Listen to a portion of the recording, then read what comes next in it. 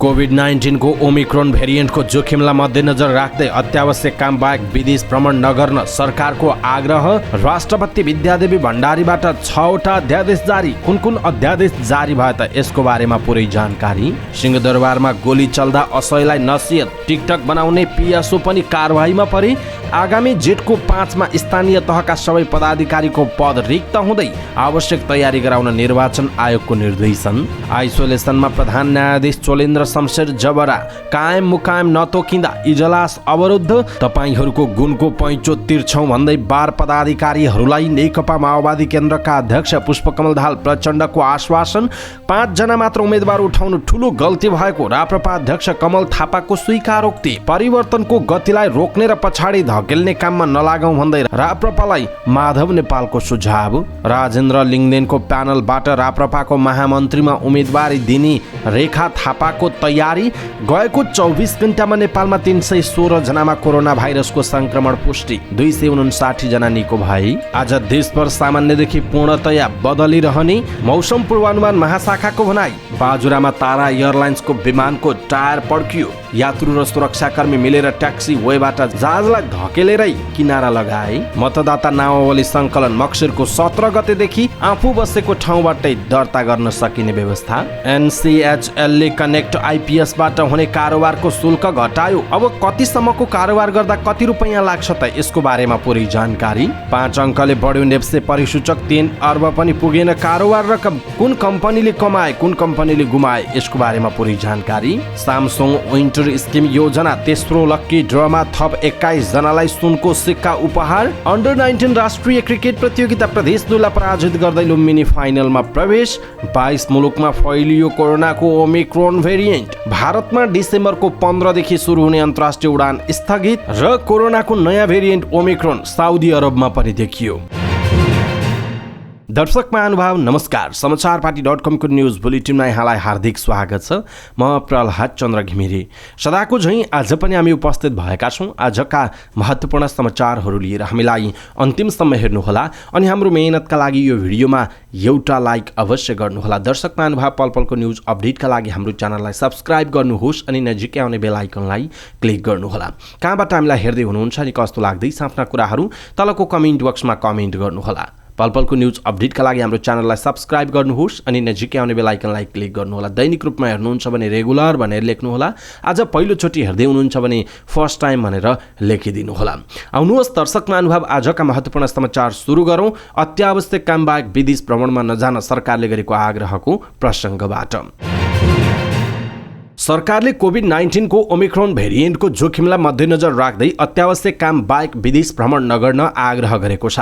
स्वास्थ्य तथा जनसङ्ख्या मन्त्रालयका सहप्रवक्ता समीर कुमार अधिकारीले विज्ञप्ति जारी गर्दै ओमिक्रोन भेरिएन्टको संक्रमणलाई दृष्टिगत गर्दै अत्यावश्यक काम बाहेक विदेश भ्रमण नगर्न र सावधानी अपनाउन अनुरोध गर्नुभएको हो। अहिलेसम्म ओमिक्रोन भेरिएन्ट नेपालमा फेला परि नसकेको भन्दै डाक्टर अधिकारीले यो भेरिएन्ट भित्रन नदिनका लागि आवश्यक निगरानी तथा परीक्षणको दायरालाई फराकिलो पारिएको पनि बताउनु भएको छ। राष्ट्रपति विद्यादेवी भण्डारीले 6वटा अध्यादेश जारी गर्नु भएको छ।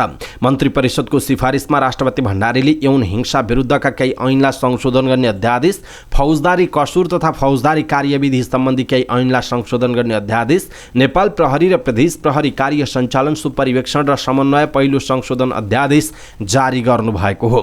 त्यस्तै तेजाब तथा अन्य घातक रासायनिक पदार्थ नियमन अध्यादेश, सामाजिक सुरक्षा पहिलो संशोधन अध्यादेश र रेलवे अध्यादेश पनि जारी गर्नुभयो। तत्कालीन केपी शर्मा ओली नेतृत्वको सरकारले ल्याएका यी अध्यादेश संसदले अनुमोदन नगर्दा निष्क्रिय भएका थिए। अहिले फेरि संसद सञ्चालनमा नभएको बेला अध्यादेश ल्याइएको हो।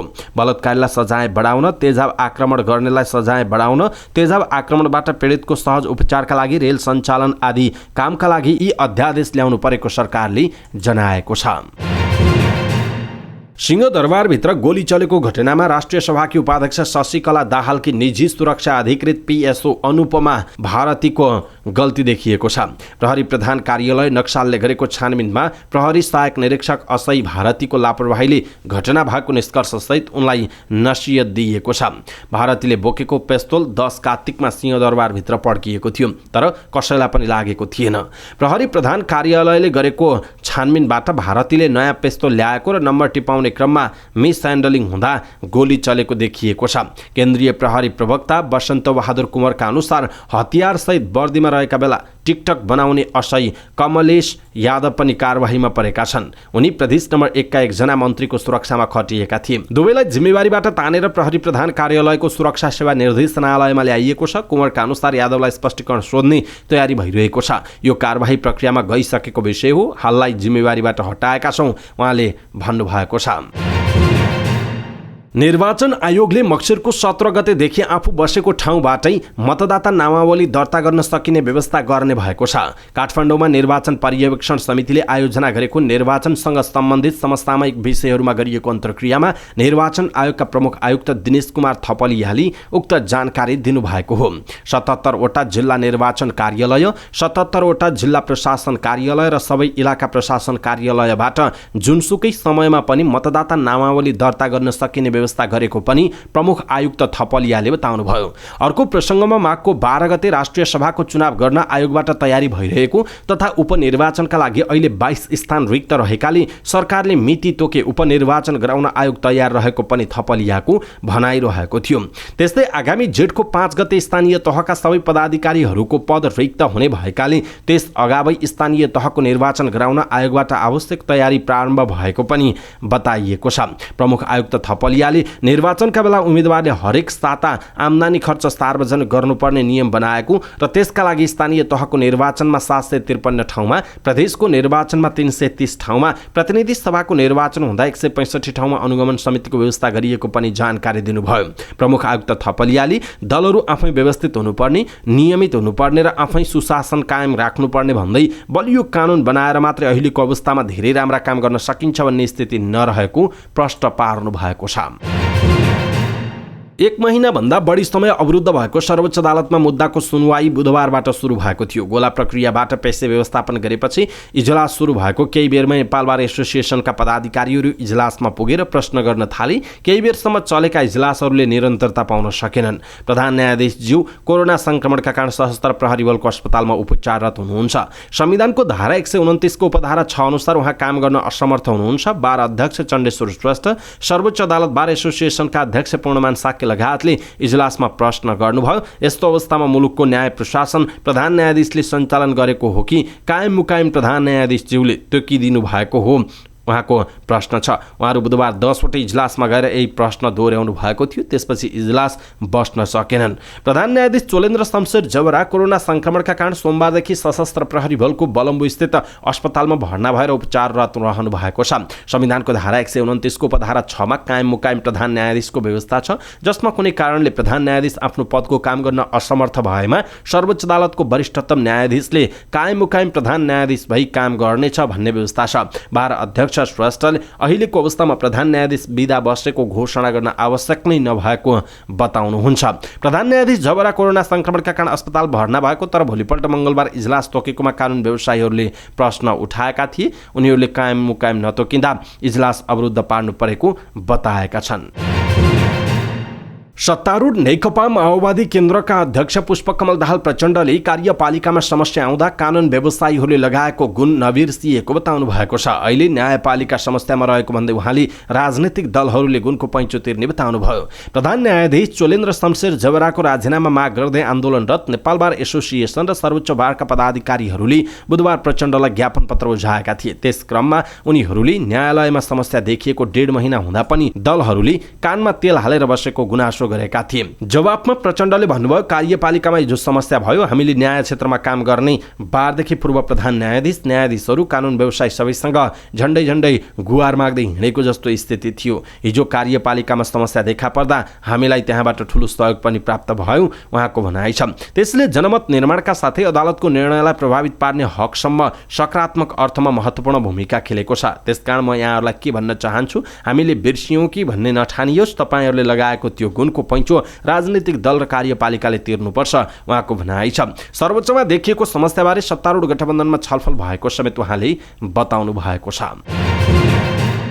राप्रपा अध्यक्ष कमल थापाले एउटा चुनावमा असफल हुँदैमा राप्रपा कमजोर भयो भन्ने हीन भावना नराख्न नेता कार्यकर्तालाई आग्रह गर्नु भएको छ। पार्टीको एकता महाधिवेशनलाई सम्बोधन गर्दै थापाले पार्टी एकता कायम गर्न नसक्नुमा आफू नैतिक जिम्मेवार रहेको भन्दै क्षमा माग्नुभयो। तर आफ्नै कार्यकालमा एकता महाधिवेशन गर्न सकेकोमा गौरव महसुस भएको भन्दै उहाँले भन्नुभयो, एउटा चुनाव हार्दैमा पार्टीको सिद्धान्त मर्दैन, एउटा चुनावमा असफल हुँदैमा राप्रपा कमजोर भयो भन्ने हीन भावना कसैले राख्नु हुँदैन उहाँको भनाइ छ। अरू राजनीतिक दलहरूको आरोह अवरोह पनि देखेको भन्दै उहाँले राप्रपाको सफलता र असफलताको कथा एउटा चुनावले नलेख्ने बताउनुभयो। यद्यपि उहाँले कमी कमजोरी भएको स्वीकार गर्नुभयो। निर्वाचनका बेला पार्टी फुटेको र कङ्ग्रेससँग इमान्दार सहकार्य नभएको भन्दै थापाले भन्नुभयो, 156 निर्वाचन क्षेत्रमध्ये 5 वटामा मात्र उम्मेदवार उठाउनु र 160 वटामा उम्मेदवार खडा नगर्नु हाम्रो ठूलो गल्ती थियो उहाँको भनाइ छ। 330 प्रदेशसभा निर्वाचन क्षेत्रमध्ये 225 वटामा उम्मेदवार खडा नगर्नु अर्को भूल थियो उहाँको भनाइ छ। यसका बावजुद राप्रपाले 2 लाख, राप्रपा संयुक्त र राप्रपा राष्ट्रवादीले झण्डै 1 लाख भोट पाएको स्मरण गर्दै उहाँले भन्नुभयो, दुवै जोड्ने हो भने त्यो प्रतिकूल अवस्थामा पनि झण्डै 3% भोट पाएका छौँ उहाँको भनाइ छ। अहिलेको आवश्यकता भनेको केवल 2-4 सिटमा बढाउने मात्र होइन, राप्रपालाई देशको अग्रणी शक्तिका रूपमा स्थापना गर्ने हो उहाँको भनाइ छ। यही सपना बोकेर कयौं सम्झौता र त्याग गरेर फेरि पार्टी एकता गरेको भन्दै उहाँले भविष्यमा पार्टी कहिले टुक्र्याउन नदिने कसम आफूहरूले खाएको बताउनु भयो। पशुपति शमशेर जवरा र डाक्टर प्रकाश चन्द्र लोहनीले अध्यक्षमा चुनाव नलड्ने घोषणा गरे पनि सक्रिय भूमिका अझै केही वर्ष रहने भन्दै थापाले एकपटक सबै मिलेर पार्टीलाई जुरुक्कै उठाउन आवश्यक रहेको पनि बताउनु भयो। सत्ता साझेदार दल नेकपा एकीकृत समाजवादीका अध्यक्ष एवं पूर्व प्रधानमन्त्री माधव कुमार नेपालले राष्ट्रिय प्रजातन्त्र पार्टी राप्रपालाई परिवर्तनको गतिलाई रोक्ने र पछाडि धकेल्ने काम नगर्न आग्रह गर्नु भएको छ। अध्यक्ष नेपालले राप्रपाले उठाएको राष्ट्रियताको झण्डालाई उठाइराख्न र नेपाली जनताको भावना बमोजिम परिवर्तनको सम्भाग शक्तिको रूपमा अगाडि बढ्न पनि सुझाव दिनुभयो। राज संस्था र हिन्दू धर्मको वकालत गर्दै आएको राप्रपाको बुधबारबाट काठमाडौँमा सुरु भएको एकता महाधिवेशनमा बोल्दै उहाँले नेपालमा जातीय सद्भाव र राष्ट्रिय एकताको भावना रहेको औल्याउँदै स्वयंसार अगाडि बढेर मुलुकलाई प्रतिगमनतर्फ जान नदिन सबै राजनीतिक दलहरू एकताबद्ध भएर अगाडि बढ्नुपर्ने बताउनुभयो। अध्यक्ष नेपालले इतिहास पछाडि नजाने भन्दै अग्रगमनको बाटोबाट अगाडि बढ्न पनि राप्रपाको नेतृत्वलाई सचेत गराउनु भएको छ। अभिनेत्री रेखा थापाले राप्रपाको महामन्त्री पदमा उम्मेदवारी दिने तयारी गर्नु भएको छ। रेखाले अध्यक्ष पदका उम्मेदवार राजेन्द्र लिङ्गदेनको प्यानलबाट महामन्त्री पदमा उम्मेदवारी दिन लाग्नु भएको हो। यो विषयमा रेखाले केही बोल्नु भएको छैन, तर रेखाले चाँडै नै उम्मेदवारी घोषणा गर्ने बताइएको छ। काठमाडौँमा जारी महाधिवेशनबाट राप्रपामा 1 महिला सहित 3 महामन्त्री निर्वाचित हुनेछन्। रेखा महिला महामन्त्रीको पदमा उठ्न लागेको जनाइएको छ। उहाँ राजेन्द्र लिङ्गदेनको उम्मेदवारी घोषणा कार्यक्रममा उपस्थित रहनु भएको थियो। रेखाले अब हरेक पार्टीमा युवा नेतृत्व आवश्यक रहेको लिङ्गदेनलाई साथ दिएको कार्यक्रममा बताउनु भएको थियो। गएको 24 घण्टामा नेपालमा थप 316 जनामा कोरोना भाइरस कोभिड-19 को संक्रमण पुष्टि भएको छ। स्वास्थ्य तथा जनसङ्ख्या मन्त्रालयका अनुसार देशभर 12,727 नमुना परीक्षण गरिएको थियो। गएको 24 घण्टामा 259 जना भने निको भएका छन् भने 3 जनाको मृत्यु भएको छ। बुधबार थपिएका सँगै नेपालमा कोरोना संक्रमितको कुल संख्या 9,17,180 पुगेको छ। यो सँगै नेपालमा मृत्यु हुनेको संख्या 11,529 पुगेको छ भने 8,03,168 जना संक्रमण मुक्त भएका छन्। मन्त्रालयका अनुसार हाल देशभर सक्रिय संक्रमितको संख्या 6,954 जना रहेका छन्, जसमध्ये 6,610 जना होम आइसोलेसनमा रहेका छन् भने 344 जना संस्थागत आइसोलेसनमा छन्। कोरोनाका बिरामी मध्ये 120 जना आइसियु र 37 जना भेन्टिलेटरमा उपचाररत छन्। यस्तै 10 वर्ष मुनिका 6 बालबालिकामा कोरोना संक्रमण पुष्टि भएको छ भने 11 देखि 20 वर्ष उमेर समूहका 19 जना कोरोना संक्रमित थपिएको बताइएको छ। आज देशभर सामान्यदेखि पूर्णतया बदलिरहने मौसम पूर्वानुमान महाशाखाले जनाएको छ।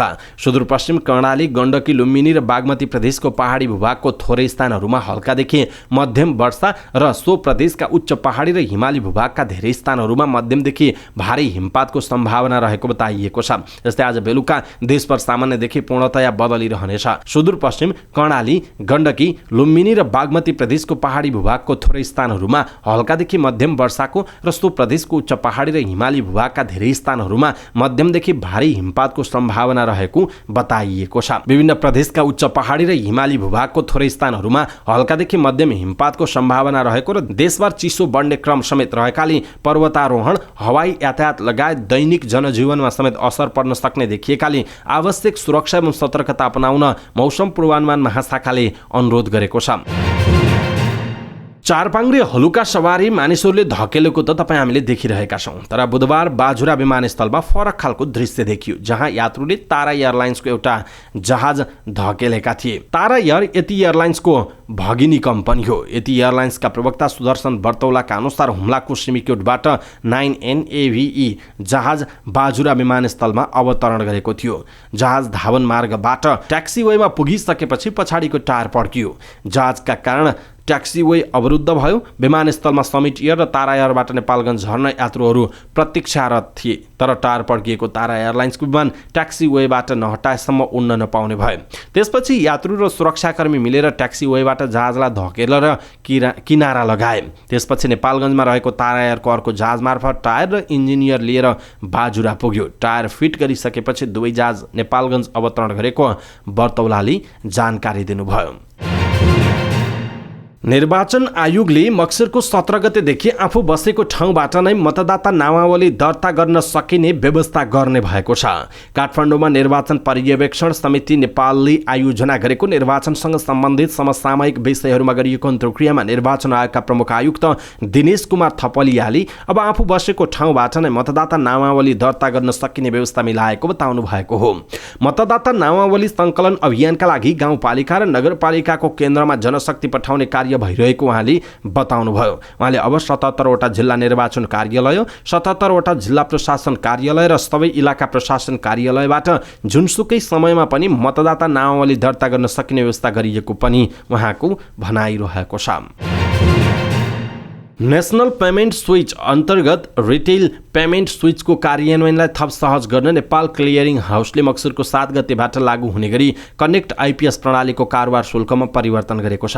नयाँ कारोबार शुल्क अनुरूप बैंक, वित्तीय संस्था तथा भुक्तानी सेवा प्रदायकहरूका ग्राहकले अब कारोबार रकम बमोजिम 2 देखि 8 रुपैयाँसम्मको प्रति कारोबार शुल्कमा भुक्तानी गर्न सक्नेछन्। 500 रुपैयाँसम्मको भुक्तानीमा प्रति कारोबार शुल्क 2 रुपैयाँ, 500 भन्दा माथि 5000 रुपैयाँसम्म प्रति कारोबार शुल्क 4 रुपैयाँ र 5000 भन्दा माथिको भुक्तानी रकममा कारोबार शुल्क 8 रुपैयाँ लागू भएको छ। यसले ग्राहकलाई NCHL का connect IPS web mobile app, bank, वित्तीय संस्थाका मोबाइल इन्टरनेट बैंकिङ वालेटमा फन्ड लोड, विथड्र लगायतका विभिन्न भुक्तानी गर्न थप सहज हुने विश्वास गरिएको छ। कनेक्ट आइपीएसबाट सरकारी राजस्व भुक्तानीमा भने पहिले नै प्रति कारोबार शुल्क 2 देखि 5 रुपैयाँ कायम रहेको छ। नेपाल राष्ट्र बैंकको मार्ग निर्देशन बमोजिम डिजिटल भुक्तानीको थप प्रवर्धनका निम्ति NCHL समय समयमा यथोचित रूपमा कारोबार शुल्क परिवर्तन गर्ने गरेको छ। अहिले नेपाल राष्ट्र बैंकबाट बैंक, वित्तीय संस्थाको मोबाइल बैंकिङमा कारोबार शुल्क 10 देखि अधिकतम 30 रुपैयाँसम्म तोकिएको थियो। चालु आर्थिक वर्षको पहिलो 4 महिनामा नै कनेक्ट आइपीएसमा कारोबार संख्या तथा कारोबार रकमको आधारमा 225% वृद्धि भएको छ। त्यसैगरी उक्त प्रणालीमा हाल दैनिक औसत कारोबार संख्या 1,17,012 तथा रकमको आधारमा दैनिक औसत 8.3 अर्ब रुपैयाँ बराबरको रहेको छ। कारोबार शुल्कमा गरिएको यस परिवर्तनले वैकल्पिक च्यानलहरू मार्फत गरिने रियल टाइम भुक्तानीलाई थप टेवा पुग्ने बताइएको छ। भुक्तानी पूर्वाधारहरू निर्माण गरी साझेदारीमा उपलब्ध गराउने NCHL को सिद्धान्त बमोजिम NCHL ले विद्युतीय चेक क्लियरिङ, NCHL ECC, अन्तर बैंक विद्युतीय भुक्तानी NCHL IPS, connect IPS e payment, connect RTGS, national payment interface NPI र कर्पोरेट पे लगायतका राष्ट्रिय भुक्तानी प्रणालीहरू सञ्चालन गरेर डिजिटल पेमेन्ट इकोसिस्टममा योगदान पुर्याउँदै आएको जनाइएको छ। चालू आर्थिक वर्षका लागि ल्याएको मौद्रिक नीतिको समीक्षा भए यता लगातार घटिरहेको शेयर कारोबार मापक नेप्से परिसूचकमा बुधबार सुधारको संकेत देखिएको छ। नेप्से परिसूचक 5.28 अङ्कले बढेर 2633.65 अङ्कमा पुगेको छ। क वर्गका कम्पनीहरूको कारोबार मापन गर्ने सेन्सिटिभ इन्डेक्स पनि झिनो अङ्कले सुधारिएको छ। नेप्से परिसूचक बढे पनि कारोबार रकम भने 3 अर्ब पनि पुग्न सकेन। कुनै बेला एकै दिन 21 अर्बको कारोबार भएको शेयर बजारमा बुधबार 2 अर्ब 84 करोड रुपैयाँको मात्र शेयर किनबेच भएको छ। सामसङ मोबाइलले सञ्चालन गरिरहेको ग्राहक लक्षित विन्टर स्किम योजना अन्तर्गत तेस्रो चरणको लकी ड्रमा थप 21 जनाले 5 ग्राम सुनको सिक्का जितेका छन्। नोभेम्बर 20 देखि 26 तारिकसम्मको अवधिमा सामसङ मोबाइल या ट्याब खरिद गरेका ग्राहकले सुनको सिक्का जितेको सामसङले जानकारी दिएको छ। सामसङ मोबाइल या ट्याब खरिद गरेका ग्राहकले सुनको सिक्का जितेको सिरियल नम्बरहरू हामीले स्क्रिनमा यहाँहरूलाई देखाइरहेका छौँ। यी सिरियल नम्बरहरूले सुनको सिक्का जितेको जनाइएको छ। विजेताहरूको सिरियल नम्बर सामसङको फेसबुक पेजमा पनि प्रकाशित गरिएको छ र उनीहरूलाई 7 दिनभित्र आवश्यक कागजात सहित आफ्नो उपहार दाबी गर्न सामसङले आग्रह गरेको छ। दर्शक महानुभाव, यहाँहरूको आफन्तजन, इष्टमित्र, साथीभाइ कसैले सामसङको सामान अथवा सामसङको मोबाइल अथवा ट्याब्लेट खरिद गरेको हुन सक्नुहुन्छ र यो सिरियल नम्बर हुनसक्छ। त्यसकारण तपाईँको आफन्तजन, इष्टमित्र, साथीभाइले पनि सुनको सिक्का जितेको हुन सक्नुहुनेछ। तपाईँले यो भिडियो आफ्नो साथीभाइ, इष्टमित्रहरूलाई पठाइदिनु होला, आफ्नो फेसबुकमा सेयर गर्नुहोला, व्हाट्सएपमा मेसेज गर्नुहोला, ताकि उहाँहरूलाई थाहा होस् कि आफूले किनेको मोबाइल अथवा ट्याब्लेटमा परेको यो सिरियल नम्बर अनुसारको चाहिँ सुनको सिक्का हो या होइन भन्ने विषयमा जानकारी उहाँहरूले पाउन सक्नुहुनेछ। यो कुरा तपाईँहरूले पनि सेयर गरेर साथ दिनुहोला। लुम्बिनी प्रदेश वाइवाई अन्डर 19 पुरुष राष्ट्रिय क्रिकेट प्रतियोगिताको फाइनलमा प्रवेश गर्ने पहिलो टिम बनेको छ। राउन्ड रोबिङको आधारमा भइरहेको 7 टिम सहभागी प्रतियोगिताको अन्तिम खेलमा बुधबार प्रदेश 1 लाई 9 विकेटले पराजित गर्दै लुम्बिनी फाइनलमा प्रवेश गरेको हो।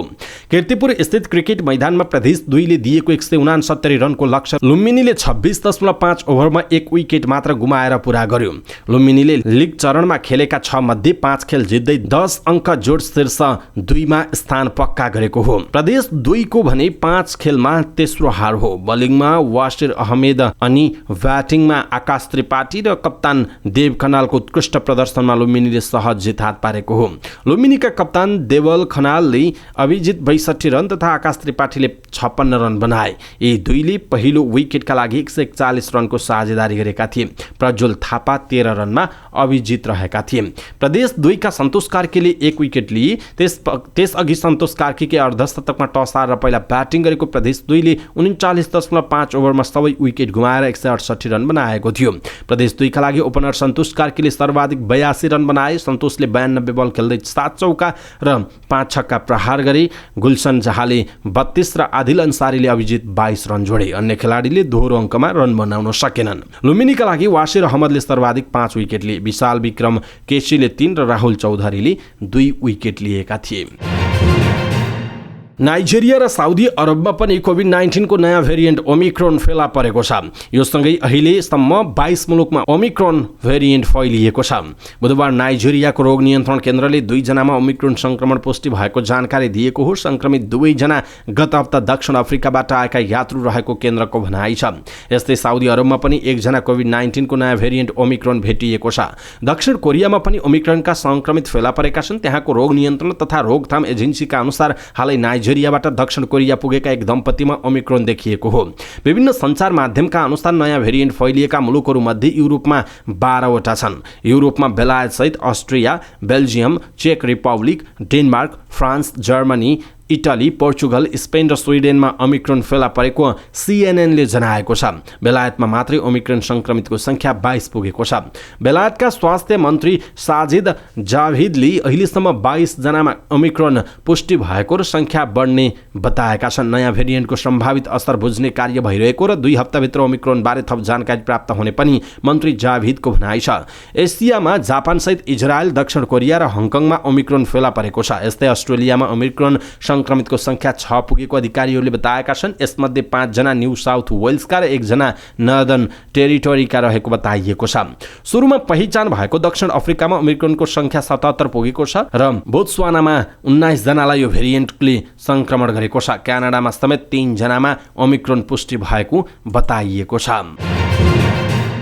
भारतले डिसेम्बरको 15 गतेदेखि अन्तर्राष्ट्रिय उडान सुरु गर्ने यसअघिको योजना अहिलेका लागि स्थगित गरेको छ। कोभिड-19 को नयाँ ओमिक्रोन भेरिएन्टको त्रासका कारण डिसेम्बर 15 गतेदेखि अन्तर्राष्ट्रिय उडान सुरु गर्ने योजना अहिलेका लागि स्थगित गरिएको भारतीय सञ्चार माध्यमले जनाएका छन्। भारतको नागरिक उड्डयन महानिर्देशनालयले एक परिपत्र जारी गर्दै ओमिक्रोनबाट उत्पन्न पछिल्लो अवस्थालाई नजिकबाट नियालिरहेको र भारतबाट वा यसतर्फ हुने अन्तर्राष्ट्रिय व्यावसायिक उडान सुरु गर्ने मितिबारे उपयुक्त समयमा जानकारी गराइने महानिर्देशनालयले जारी गरेको परिपत्रमा उल्लेख गरिएको छ। र खाडी मुलुक साउदी अरबमा पनि कोभिड-19 को नयाँ भेरिएन्ट ओमिक्रोनबाट एकजना संक्रमित भएका छन्। सरकारी समाचार माध्यम साउदी प्रेस एजेन्सीले त्यहाँको स्वास्थ्य मन्त्रालयलाई उद्धृत गर्दै एक व्यक्तिमा ओमिक्रोन संक्रमण पुष्टि भएको जनाएको छ। यो सँगै साउदी अरब ओमिक्रोन भेरिएन्ट पुष्टि हुने पहिलो खाडी मुलुक पनि बनेको छ। उत्तरी अफ्रिकाबाट फर्किएका एक साउदी नागरिकमा संक्रमण पुष्टि भएको समाचारमा उल्लेख छ, तर उनी कुन मुलुकबाट फर्किएको भनेर समाचारमा खुलाइएको छैन। अवस्था दर्शक महानुभाव, आजका महत्त्वपूर्ण समाचार यति नै। हामीले प्रस्तुत गरेका समाचारहरूप्रति तपाईँको धारणा के आफ्नो धारणा तलको कमेन्ट बक्समा कमेन्ट गर्नुहोला। हाम्रो मेहनतका लागि यो भिडियोमा एउटा सानो लाइक अवश्य गर्नुहोला। दर्शक महानुभाव, पलपलको न्युज अपडेटका लागि हाम्रो च्यानललाई सब्स्क्राइब गर्नुहोस् अनि नजिकै आउने बेल आइकनलाई क्लिक गर्नुहोला। पलपलको न्युज अपडेटका साथ फेरि हाम्रो भेट हुनेछ। तपाईँ समाचारपाटी.com हेर्दै गर्नुहोस्। नमस्कार।